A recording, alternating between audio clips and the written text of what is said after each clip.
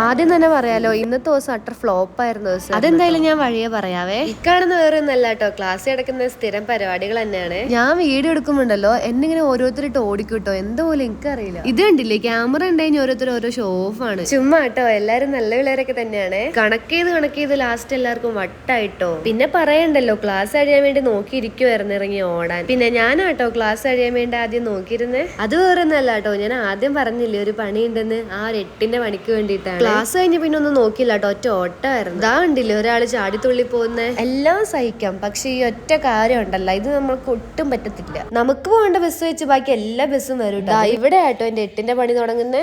അത് വേറൊന്നല്ല കേട്ടോ, എന്റെ ലൈഫിൽ തന്നെ ആദ്യമായിട്ട് ഞാൻ ജോലിക്ക് പോകുന്ന കഥയാണ്. വെറും 5 മണിക്കൂർ പോലും എന്നെ കൊണ്ട് നിൽക്കാൻ പറ്റത്തില്ലെന്ന് എനിക്കന്ന് മനസ്സിലായിട്ടോ. അതുകൊണ്ട് തന്നെ ആ ഒരു ഒറ്റ ദിവസം മാത്രമേ ഞാൻ പോയുള്ളൂ കേട്ടോ. പിന്നെ ഞാൻ അവിടേക്ക് കാലുത്തിയിട്ടില്ലേ. പിന്നെ ആ സങ്കടം മാറ്റാൻ വേണ്ടി നമ്മളെല്ലാരും കൂടെ ചായ എടുക്കാറുണ്ട് കേട്ടോ. പിന്നൊരു കാര്യം, ഈ വർഷത്തെ ആദ്യത്തെ മഴ എന്തായാലും പെയ്തുണ്ട് കേട്ടോ.